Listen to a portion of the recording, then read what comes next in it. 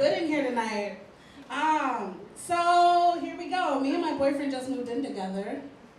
And, hold it. Wait a minute, let me finish what I'm saying and then see. And it's going okay, but I'm actually really scared, you know? And trust me, I'm a woman who's known fear before. I've had a positive pregnancy test before. I was expecting it. So I know fear, but I'm really scared that my boyfriend's gonna find out how raggedy my bras really are. Shit. You know, like when we were dating, I had 2 beautiful bras he saw. He didn't even know that it was only 2. He's like, you have like a lot of nice underwear. I'm like, yes I do, it was 2. A black one and a white one is not hard. Bless his heart. But now that we're living together, I can't keep that up. I can't keep up the facade. You know?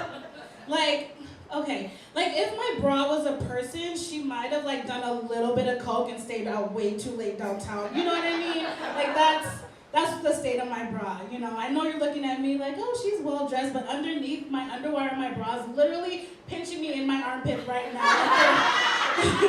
Ladies, my bras are raggedy as fuck. Woo! But, you know, we'll see what happens. Maybe we'll see what happens. So for a job, I teach sex ed. That's how I get my coin. That's how I make money. And I do, I love my job. And for those of you who are like, oh, what does that mean? It's basically me going into a classroom telling boys where the G-spot is. Right? Sir, you're not laughing? That's because you don't know where the G-spot is. Oh, you do? Okay. He's like, I know where it is. His wife's like, yeah. Okay, I endorse this. I love it. You know, and for those of you in the back that's like, that's not funny. That's because you may be sitting next to someone who doesn't know where your G-spot is, and you don't want to make them feel bad. No awkward conversations on the way home. But I will say, whoever made that phrase, there's no such thing as stupid questions, never taught sex ed.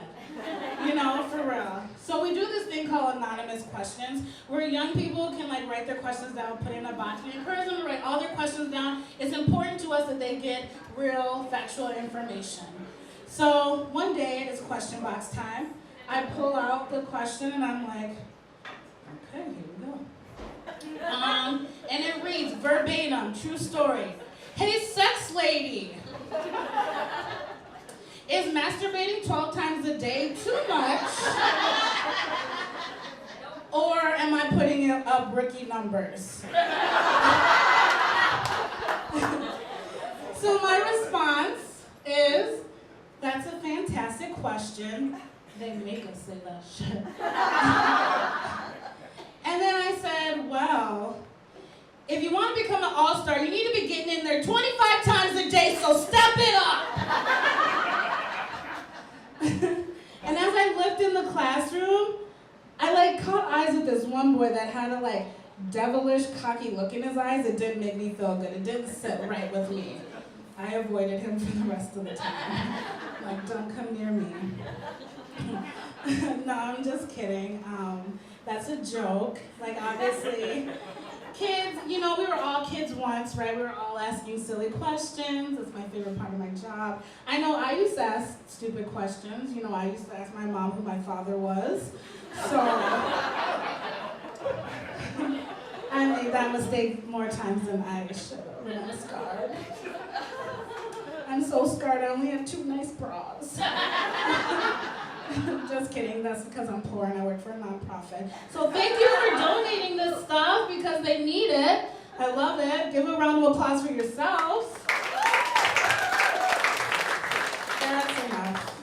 That's enough. So I'm 35 and I feel good about it. I really do. Now that I'm 35, I remember the words that my mom said, when you know better, do better. And that's what I'm doing. I know that we need to be saving the earth and being environmentally friendly, so I'm doing my part. So I started recycling the makeup on my face.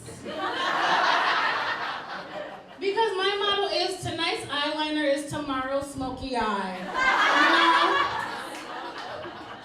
That's a life hack for you ladies.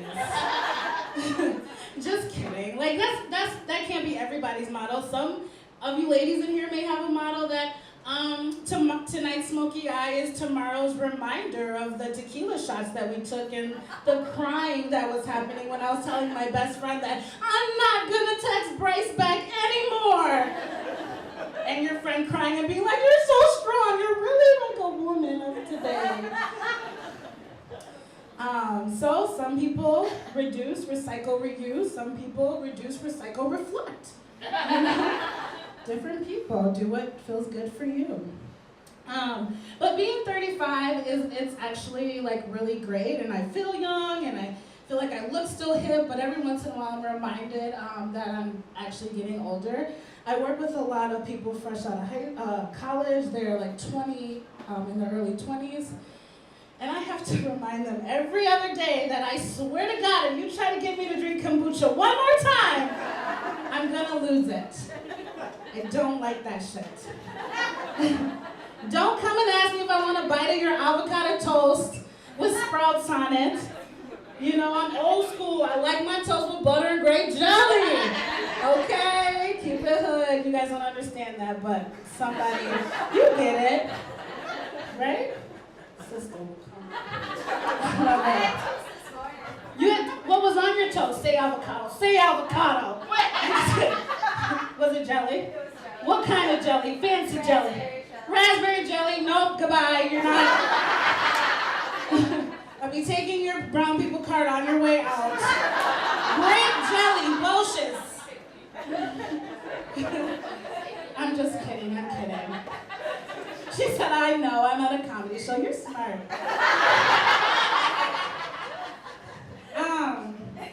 But yeah, I'm always reminded, you know, like, I go get coffee for, you know, my friends and stuff, and I'm like, pay me my money. And they're like, I'll Venmo it to you. And I'm like, what the fuck is a Venmo? A Venmo sounds like something the Power Rangers are doing right before they go to battle. Like, Venmo up! You know what I mean? Like, it doesn't sound real to me.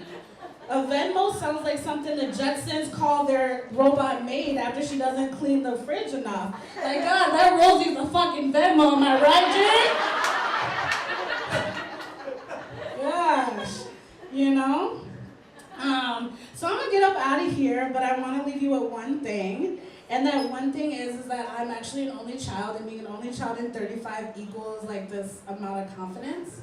So one time I was actually on Instagram and I was like, oh my gosh, look at this beautiful curvy woman doing a pole dancing class. This is awesome, I'm gonna do it. So I went down there, paid my money, and the teacher's like, all right, everybody, grab the pole, wrap around, spin it down, and we're gonna do this. And I was like, are we all doing that? Because the most impressive thing I did all class was this.